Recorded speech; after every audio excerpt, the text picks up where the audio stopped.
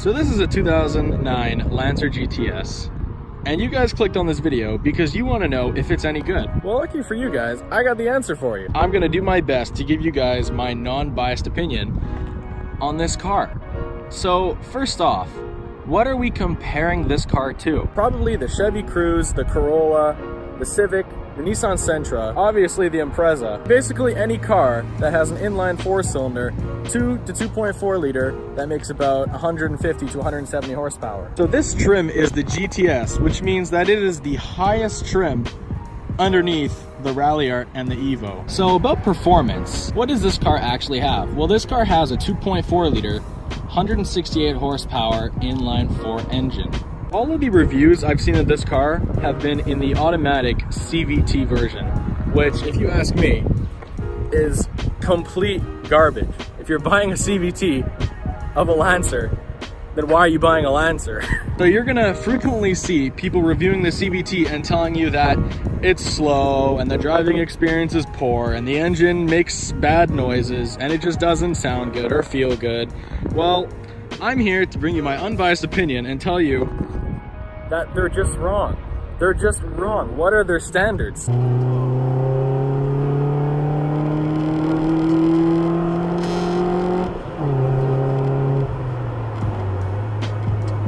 So this is my very messy engine bay. I'm already warning you it's messy, so anybody who has done a review of this car, this is the 2.4 liter, anybody who has done a review and said that the engine makes bad noises, the sound isn't there, is completely wrong and doesn't have, doesn't have one of those. When you have one of these in your car, I guarantee you, your car will make the most engine noise, like the good, rumbly, angry engine noises that you've ever heard in any car. The amount of good engine noises that this K&N filter or any intake will produce is actually insane. This completely changes the personality of the car above 3.5K. It just turns into this alive beast that sounds so aggressive. Secondly, on the topic of sound for this car, I would like to just move over to the back and say that yes, this is a 4-cylinder. Yes, it's not turboed, but it actually sounds rather decent compared to any other car in its class. If we're gonna talk about handling now, Mitsubishi actually included this factory strut tower bar, which improves the stability of the car greatly. Before I actually installed coilovers on this car, I had the stock suspension, which was, honestly, it was such a good ride quality and comfort that it made me question even moving to coilovers. Except the deciding factor for me was the fact that there was this much gap before and now there's nothing. But for people who are saying the driver experience is not there for this car, they're completely wrong, because I would say that one of the humongous factors about this car is the driving experience. It's so raw, it's so there.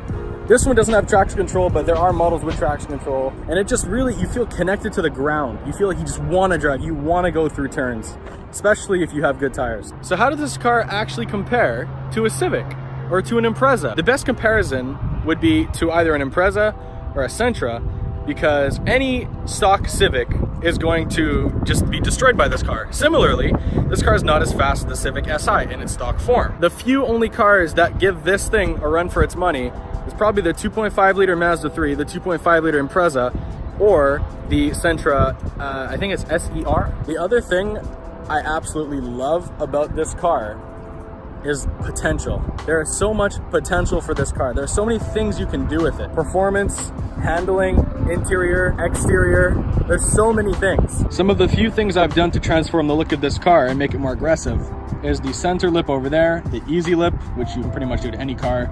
I threw some mud flaps on there. I threw a little side vent. I made my own hood vents. I threw the diffusers on, not the diffusers, the vortex generators. Threw a bigger wing, duck bill, rear bumper, and it just completely makes the car look so much different than it does stock. And I personally like it. Some will disagree, but that's up to the discretion of the viewer. So moving on to the interior of the car. What can you inspect inside? What can you expect inside? Well, you can expect a pretty regular Mitsubishi interior, which is pretty, I would say bare bones, but once again, room for improvement here. So sitting inside, the first thing you can see is I've actually changed my dash. I have slapped in the new 2016 dash, which goes up to 240, which this car is very capable of. Don't ask how I know. And it's just aesthetically so much more pleasing. Secondly, this does not come factory, but it is something you can add. And it costs several $100s, but if you plan on keeping this car, the stock radio it's functional, but I think that's where it ends. This is just going to give you so much more potential in terms of listening to music, customizing your music, and it's basically an Android, so you can see all of your car's specs, the torque and everything.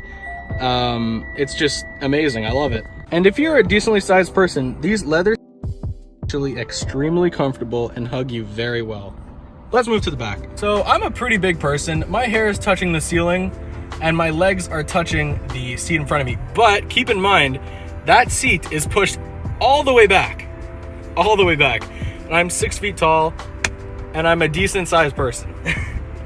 So the room back here is pretty decent and the comfort actually is very good. These leather bench seats are actually, oh, I love them. I would sit back here all the time if I wasn't driving, but I am. So this is how the front looks from back here. Honestly, I'm a simplistic person, so I've got my nice buttons on the steering wheel and the basic radio. Not the radio, I've got the Android there, little trees. I have a different aftermarket rearview mirror, so don't think that's the stock one. It's not that huge. And yeah, we have the carbon fiber replicated. It's not really carbon fiber, but it looks nice. The car has that the Sentra, Civic, Corolla, Impreza, and everything else doesn't, is that. This is factory on the GTS, 750 watts. It's honestly, I love this car, and that's one of the reasons why I love it, because I love listening to music as I drive, and there's nothing better than just the right amount of bass on your music, you know what I mean? So I've told you all the good things about this car and why I absolutely love it, but there are also some things that I don't like about it. For example, I'd say probably the singular and biggest problem that I don't like is the transmission. This car, it's not known for having transmission problems, and I don't per se have transmission problems, but the transmission could be a bit more robust. So over here, this car has about 130,000 kilometers, which is, I don't know, 80,000 miles. Don't quote me on it, I'm just throwing a number out there. And I don't know how the previous owner has treated this car, but I can tell you that if you're going about 10 kilometers an hour or 6 miles an hour, and you try to put it in first gear, you might have a little bit of trouble with that.